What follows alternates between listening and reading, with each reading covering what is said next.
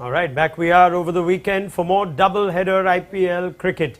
We didn't see the game of the tournament last night in Lucknow. Let's hope that MI-CSK later this evening and before that Rajasthan and Delhi give us something to savor. All evidence suggests that we'll get runs. That's what we saw at Guwahati in the last game between Rajasthan and Punjab. We know what to expect at the Wankhede and we know what to expect between MI and CSK. Makes for a fascinating day of cricket chat here on ESPN Cricket for T20 Timeout. It's a very good afternoon to a very fresh pair of individuals to my left. Looking sharp as Matt Roller. We've pulled you out from the screens and got you here. Matt, how are you doing? Yeah, very well, thanks, Raunak. Thanks for having me. And you're off to the Mumbai CSK game in a few hours from now. Yeah, going to hot-foot it down. Really looking forward to first IPL experience in ground at the Wankhede. It's not a bad game to choose, yeah. Exactly. Not a bad game to choose.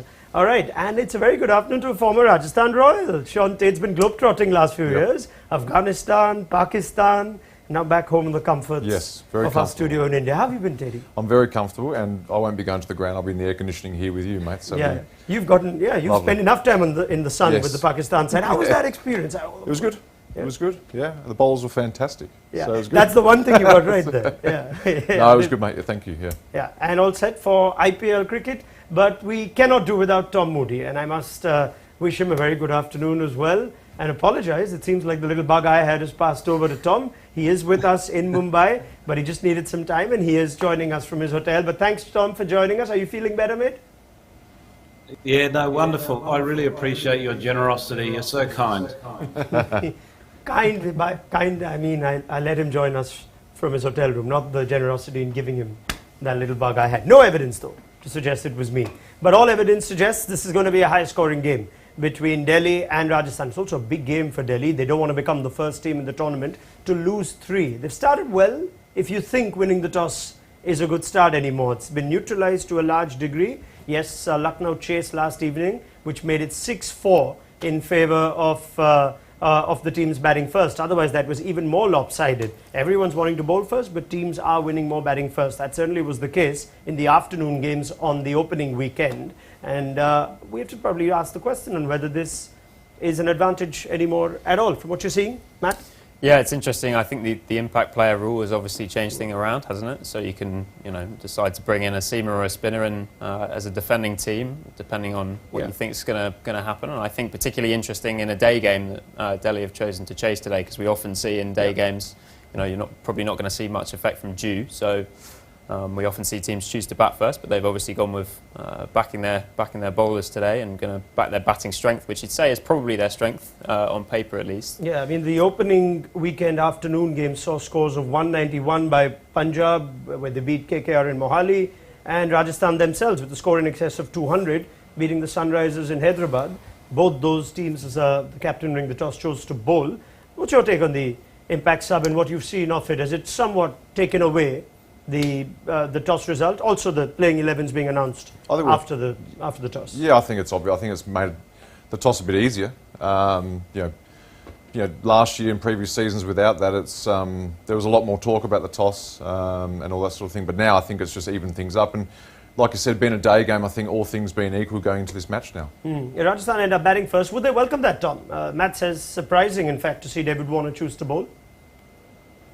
Yeah, it is a little bit surprising, but I had the good fortune to hear the pitch from our good friend Deep, and he did say in his pitch report that the colour of the surface was a bit darker in nature, so hence he felt there might have been a bit of moisture there. So that's probably what David Warner has decided to bowl and just see how it plays against sort of feeling that or having that experience with bat in hand.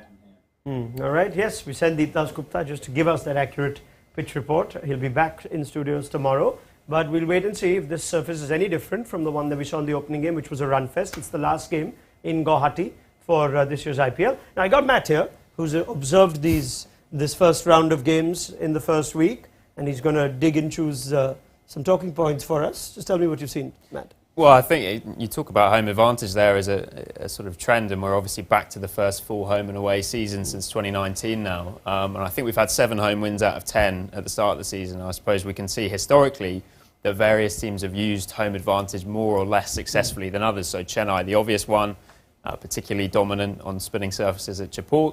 And then other teams, maybe Delhi is an example of someone who haven't really managed to utilise that home advantage. So I guess the interesting question is, firstly, how teams will go about exploiting that home advantage this year. And secondly, intrigued to hear from Tom about this, because his Sunrisers team from, I think particularly those years they were regular playoff contenders, sort of 16 to 19 in particular, a lot of that was built on having a strong squad that could use conditions at home. And I'm interested to sort of hear whether all of that is down to having a good auction, targeting the right players and sort of identifying trends of your home ground, or whether some of that's also sort of management in season, so making sure that the groundsman or curator is preparing the sort of pitches that suit the squad you've prepared. Tom? Well, to be honest with you, we didn't know what we were getting in Hyderabad. It was a real guessing game on the surfaces, but that period that you referred to, Matt, the scores were sub 150, and our team was geared from a perspective very much as a defensive bowling unit. So very hard to surpass because of that. We didn't have the depth of Indian batting, and we obviously had David Warner firing on all cylinders. Yeah, I mean, that's the immediate question that comes to mind. When you saw the game last night, Teddy, there was a very different surface to what Lucknow played in the opening game. It looks like there are red soil and black soil surfaces. If they want pace and Mark Wood to fire, they'll play the red soil ones. If they think that they can beat the opposition in spin, they'll play the black soil ones. And they think, wow, look at all the resources they have. But can that all be known when you actually pick the team at the auction? Last year they didn't even play at Lucknow. Is it all looking good now that you have control of the surfaces? But is that really a reality? I think, it's funny with the auction, you spend so much, and Moods obviously knows about this, but you spend so much time and you've got the whole season to pick your size, and you go through the auctions and whatever, and you get everything so well planned, but then we're 2 or 3 games in and we're still talking about team makeups and all this sort of thing. So it's like, sometimes it can be a mad rush, and like Moods is saying, if you don't get the wicket you think you're going to get, it changes the whole makeup of the team a little bit. But now I think with this impact player, it's made that a little bit easier.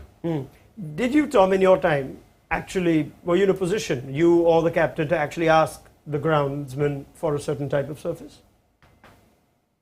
Yes, but if we got, the surface that we were ideally looking for, it was a bit unpredictable, to be honest with you. But generally, what we wanted was the best possible batting surface, because we felt with our bowling unit we could defend on anything, and we wanted to give what we felt at the time, and this is during that phase that Matt was referring, so pre sort of 2019. During that phase we felt our batting needed as much in their favour, but we knew our bowling would be able to deal with pretty placid sort of pitch, and they'll be able to exploit it, particularly with someone like Rashid Khan and Bhuvaneshwar Kumar right on top of their game. Matt? Yeah, really interesting. I think particularly Lucknow is going to be the interesting one to track this year, isn't it? They already look like they've won 2 from 2 at home, and given what we saw last night with those changing colours of soil, I think that'll be really interesting to track how they go through the season, because that could, winning at Lucknow could become the new winning at Chennai as the ultimate challenge for an IPL team. We saw a very different Chepauk surface also in that game against Lucknow. It was fast, but it was certainly flat, and it wasn't the slow turner that we tend to see at the Chidambaram Stadium. But we'll wait and see if this continues to work. I'd love to see it backfire on some day. You think oppositions that are slightly more sorted than the Sunrisers in the early parts of the season might challenge Lucknow in Lucknow, but for now, it triggers quite the talking point. What else have we got for us? Well, I think just looking at Rajasthan today, I think it'll be really interesting to see what happens with Shimron Hetmar. I know we've spoken about his batting position and why he's been used as such a specialist finisher rather than coming up. And if we look at his numbers against leg spin over the past, over his IPL career, but also more broadly in T20s, I wondered if this might be the sort of thing that Rajasthan's management are looking at and thinking maybe this is why they're deciding to use Hetmar as number 6 or even 7, I think, rather than having him in the middle order. I mean, I think they're surprisingly poor, to be honest, given that I think we've seen quite recently in Dubai, for example, in the ILT20 and also in the CPL over the years, we've seen them do pretty well against leg spinners. Yeah. But I wonder with Rajasthan whether they'll look to change things today. I mean, obviously Devdutt Padikkal struggled in their last game, will they decide that Hetmeyer's an option in that sort of middle overs role as 4 or 5, knocking around the spinners? Yeah, what are Delhi's right arm wrist spin options though? They've got Kuldeep, they've got Akshar, so they don't really have the right arm wrist spinner. Those numbers are there, but Kuldeep can do the same job. You think that Matt Roller points out. Would they have learned, Tom? Would they have seen that last game, Rajasthan, and said, yeah, we made a few errors here? Or was that, no, that was fine. This is Hetmeyer's role. We'll win more than we'll lose. At the end of it, we just fell a little bit short and Butler was injured. Yeah, it really depends on what their, how they perceive Hetmeyer's role. We perceive certainly in the studio that we feel he's a far better player than someone that comes in at the 16th over. We believe that collectively that he's, should be coming in around about that 10th over at the bare minimum, because he just has such an ability to shift a game and impact a game. In that last game, it appeared that they left his run far too late, and Padikal obviously got stuck, and that's not going to happen every single time. He's just really was short of rhythm to his game, and hopefully he can find that rhythm today. All right, let's confirm some team news for you. Now, Delhi are bowling first. Let's have a look at both playing 11s first. And we've got the impact subs as well. So some changes have been made. Manish Pandey picked up at the last auction, has been around first with the Sunrisers, of course a champion with KKR, then went over to Lucknow, released, and now finally finding his way to the Delhi Capitals. Wonder if that's where he'll be, the top of the order. It looks like Prithvi Shaw is out. So Delhi, of course, have chosen to bowl first. You think Shaw's a likely impact sub that they're using. Otherwise, the other significant changes, no Mitchell Marsh. He's headed back home for his wedding. Rovman Powell returns. Riley Russo could bat higher. Lalit Yadav comes in for Sarfaraz Khan. And Khalil Ahmed is in that team as well. So lots of changes. They've been ringing in the changes. Abhishek Paul keeps his place. But let's get a reaction on those teams first. I think our biggest surprise there is the obvious element of Shaw likely to be the impact sub. Yeah, I would expect that Khalil Ahmed will be subbed off at half-time and Prithvi Shaw will replace him. Is the most likely change. I think the other really interesting one is Lalit Yadav coming into the side as an extra spin option as well, because that's 3 spinners in their team with Axar and Kuldeep as well. So I think it'll be interesting to see whether they think that that's Rajasthan's weakness, and particularly in a day game. We don't know how the pitch will behave, but it'll be interesting to see if that's what they go for. Yeah, this is similar to what Mumbai did, Teddy, in the RCB game, where you knew with that team that Jason Behrendorff has to play, but they named him in a batting first team on the bench. So you knew that was your only likely option of an impact sub. This is similar, where Delhi have said, we're going to just get Prithvi Shaw second half. I'm not sure if it's the best use of using your resources when a short player isn't named in your 11. Well, I'm trying to sort of navigate around this impact player thing as well, but I think it's going to be a point of discussion for a lot of these games. Whether it makes a big difference, I'm not sure. I mean, Khalil was a sub last game as well, I think, for Delhi. Yeah. When they bat first, they don't name Khalil. Yeah. Now it looks like when they bowl first, they won't be naming Prithvi, possibly. Yeah, but I think that's the way it's going to go. But Manish Pandey, I mean, he's one of those guys again that hasn't. I've always liked him as a player. Actually spent a bit of time. He's a great guy as well, but he's also never found a great rhythm through his IPL career as well. So maybe this could be his opportunity at some stage with Delhi. Yeah, it seems like Abhishek Paul has made the impression any cricketer wants to make, Tom, in one game. Sarfaraz Khan, who had the confidence of the team pre-season that he'll start as our keeper, is out, and they've gotten Lalit Yadav there as well. Thoughts on that Delhi team, including Prithvi Shaw, the likely impact sub? Yeah, that's the obvious one. I'd be very, very surprised if he benched so early on after just 2 games, given we know the impact that Shaw can have. So the thing that intrigues me with the makeup of that side is that where does Manish Pandey bat? Because if you look at Manish Pandey's record, his actually best position and strike rate is right at the top of the order. But he's not going to open if Prithvi Shaw comes in as the sub player. He's going to open with David Warner. You would have thought Riley Russo is going to bat 3. So then Manish Pandey is going to fall somewhere in the middle. And where Manish Pandey does get stuck is against spin. His strike rotation historically is poor against spin. So, yes, he's got another chance, as Tony says, but has he got the skill set, or has he developed the skill set over recent times to combat it? All right. Yeah, it looks likely that Manish Pandey will have to make do with either a floating role. Will they keep Russo at 3? Will they get Russo to 3 in the absence of Mitch Marsh? Marsh, of course, has headed back home for his wedding. Anyone got an invite? Tait, Tom? I was going to say that modern days changed, isn't it? Going home for a wedding. It is his own though, so that's fair enough, I suppose. Yeah, I think Quinton de Kock once left for someone else's wedding. Oh God. When he was at RCB. He never returned to RCB. He went straight to MI after that. Tom? Yeah, he's a very good fishing friend, I think, of Quinton, so it was a very important wedding for him to attend. Fair enough. Yeah, like I said, he didn't have to return to Bangalore after that. Yeah, Dan Vittori has a thing or two to say. I think he was in charge that season. Anyway, Mitch Marsh, we wish him the best. It's his wedding, and I'm sure he's a big player who will be back. But able replacement in, let's say, Riley Russo for that position, and Rovman Powell back of all the surfaces. Maybe Rovman Powell, Tom, will enjoy Guwahati from the evidence of what we've seen, assuming it plays similarly? Well, to be honest with you, I have been surprised that Rovman Powell was left out right at the beginning of the tournament. I had him very much part of one of their 4 overseas players ahead of Riley Russo to begin with, because he's had such a good impact for them last year. And just over recent times, I suppose a snapshot of 18 months, he has sort of dominated number 5, number 6 position, where he's can consistently finish games at a high strike rate. So I was surprised that he's been sort of sidelined, but it's good to see him back in the side.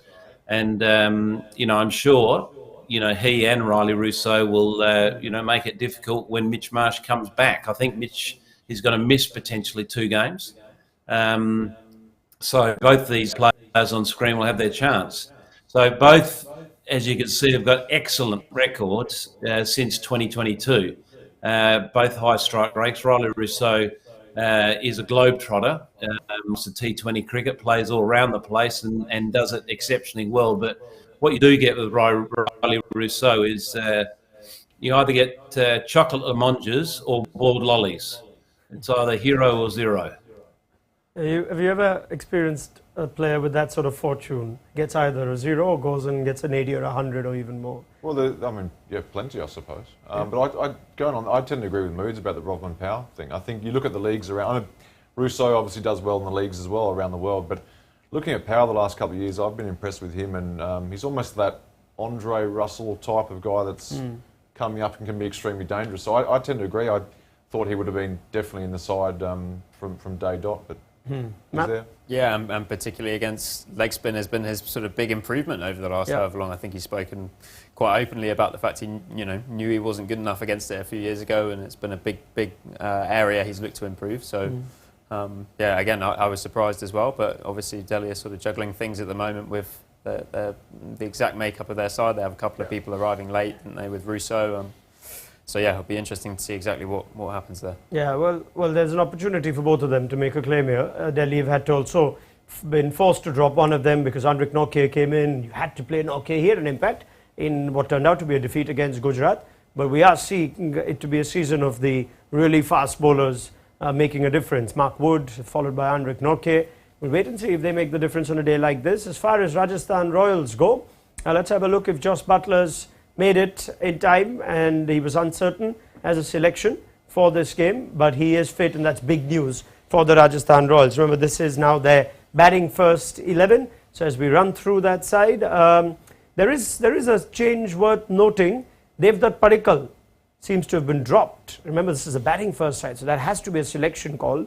And Sandeep Sharma is named in the starting 11 with Asif being relegated to the bench. So that's they'll have to bring in a bowler which could be either Murugan Ashwin or Saini or Asif.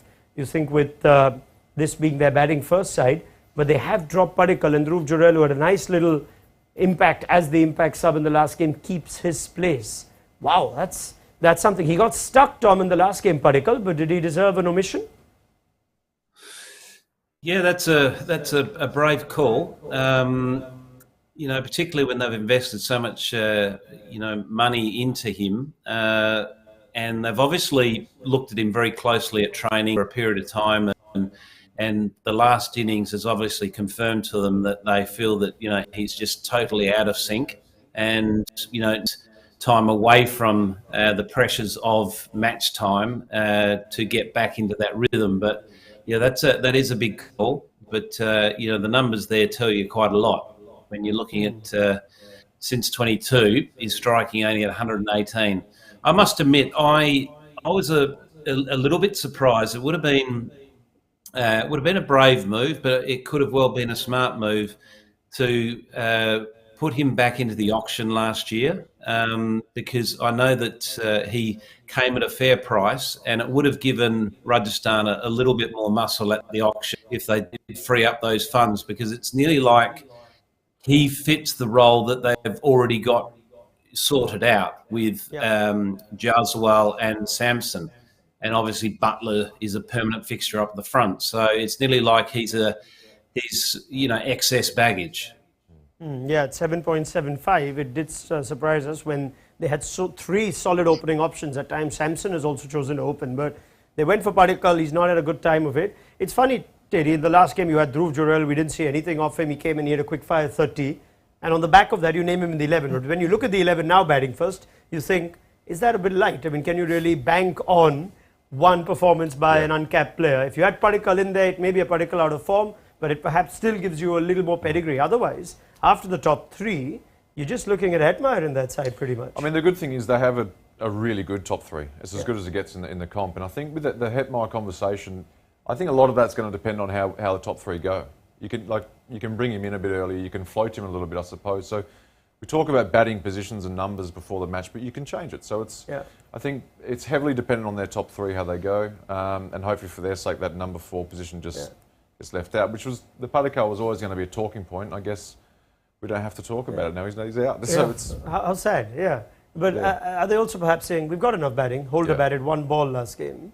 You think they're like, we could do without Padikkal, even though he's technically the proper batter in this team. Dhruv Jurel is still a bit of an unknown entity. Well, it'll be so interesting to see how Rajasthan use Holder, the batter, this season, because if you think back to last year, they were probably, along with Gujarat, actually one of the 2 teams where you looked at how they structured up last year and you think if they'd had the impact rule at that point, it would have been absolutely perfect for them, because they were generally 1 batter light last year, Rajasthan. They had 5 genuine bowlers. But then they've obviously invested heavily in an all-rounder at the auction, possibly at a time where that's not actually as crucial for them this year as it was last year. So it will be interesting. And we did see last game Padikkal, I think 21 off 25, kind of blocking out balls that people lower down the order could have faced. Holder only facing 1 ball in a big chase like that. You wonder if he could have, they were only a couple of boundaries away after all. They are known to do different things. I mean, they could have sent Padikkal to open last game. They chose against it. We discussed that in detail on our post show. But now that they've gone this way, Tom, could we see something funky from them? Either with Jason Holder, who hasn't had much of a bat this season, and clearly they're saying we have enough batting without Padikkal, even if Dhruv Jurel is only played the 1 game.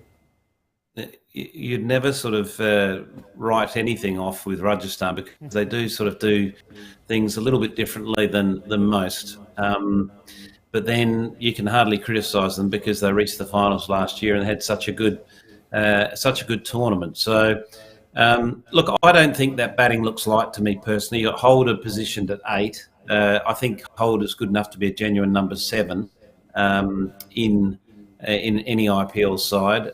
Ashwin is quirky but effective with the bat, and he's used in all sorts of different, which is what we saw last game, but we also saw last season a few times. So I think they've got the depth there. I would imagine, and I certainly would hope that Hep in front of a couple of others in this order, because they need him firing for them to really get back on track, because they certainly do have a side to contend with this particular IPL. The other change they make is Sandeep Sharma was brought in as a replacement player. When unsold at the auction, he was personally quite disappointed with that, but he ended up getting an IPL gig once Prasidh Krishna was ruled out. Now Asif, who was given death bowling responsibilities and didn't quite enjoy himself at the death, he may still come in as the impact sub when RR choose to bowl if they go for a seamer. But they've gone with Sandeep Sharma, who we know is certainly going to play now. Not really the death bowling answer, because that's been a question, Tom, question, Shaun, but I'm still missing moods.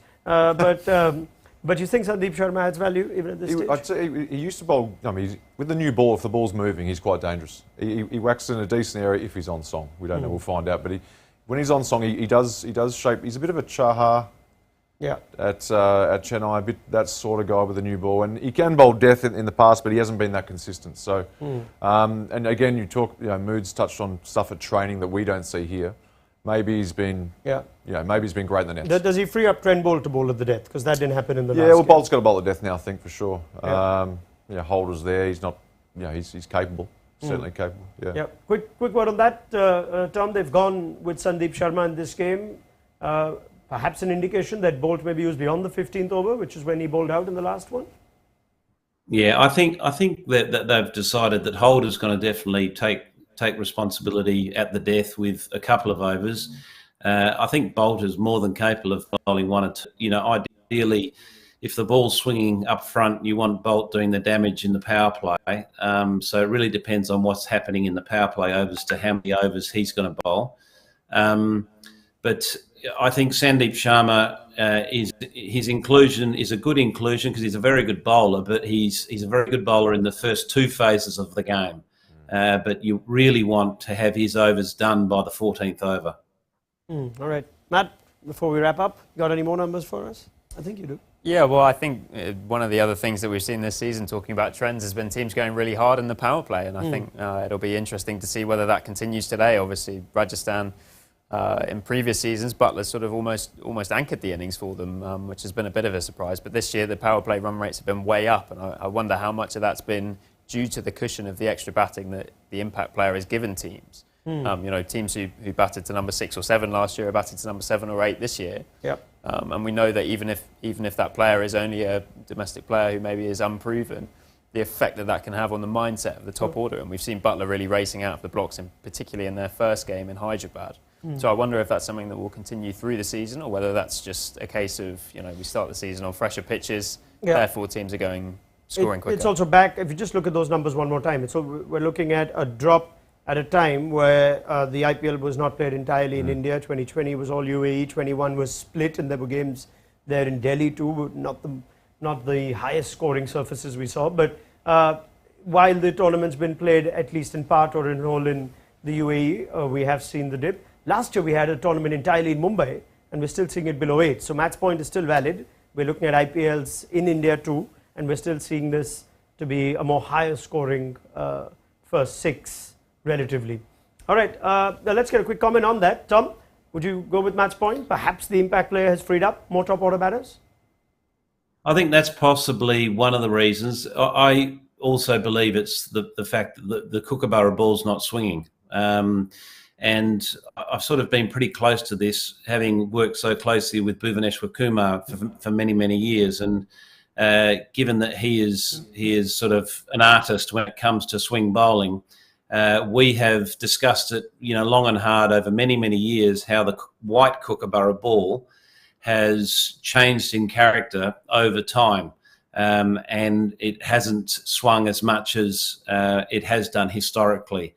And it looks like this season, it's pretty much the same. We've got a Kookaburra ball that's not swinging a lot. So, those first few overs where you'd like to give your new ball bowlers that have got the skill to swing it that advantage to challenge the outside edge or the inside edge, that's not happening as much. So therefore, the batters are having their way and they can hit through the line. All right. One of the reasons just could be poorer fielding and...